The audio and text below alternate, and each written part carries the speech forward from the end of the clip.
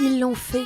Après 9 heures de traversée en pédalo depuis l'île-Dieu, la team Run and Bring rejoint enfin la terre ferme sous les applaudissements du public. Explosion de joie, partagée avec de l'émotion aussi, de voir tout ce monde là qui nous attendait. Et puis le sentiment du devoir accompli. Très compliqué au début, de nuit. On a eu 2 heures très compliquées. Après on a eu les vagues, mais après ça s'est bien passé. 3 ans qu'on est dessus, on a enfin réussi à faire ce défi et pour lui, quoi. 12 pédaleurs se sont relayés pour soutenir Jules, atteint d'un retard de développement et de motricité. L'association Le Sourire de Jules a été créée pour améliorer son quotidien et ses conditions de vie. C'est en 2019 que ce projet inédit va voir le jour. Le projet nous a tout de suite nous a fait rire au départ, parce qu'on s'est dit oh là là, qu'est-ce que c'est que cette histoire et tout. On a trouvé ça génial.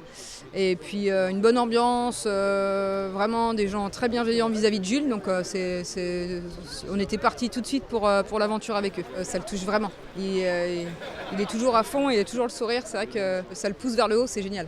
L'association Team Run and Bring organise des événements sportifs et uniques afin de collecter des fonds pour des enfants malades ou en situation de handicap.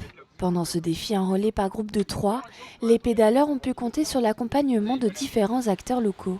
Tout le monde ne pensait pas qu'on allait y arriver, c'était un projet un peu fou, hors du commun, surréaliste. On a monté un dossier avec les affaires maritimes, avec la CNSM, avec la SEMVI à Saint-Gilles, avec Saint-Hilaire Nautisme. On a pris des gens qui connaissent la mer, qui connaissent l'océan, et on a essayé d'enlever toutes les variables pour que ça soit le plus facile et le plus simple possible.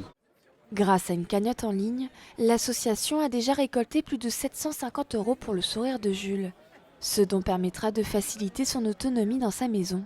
Quant au pédalo, il sera vendu aux enchères d'ici quelques semaines.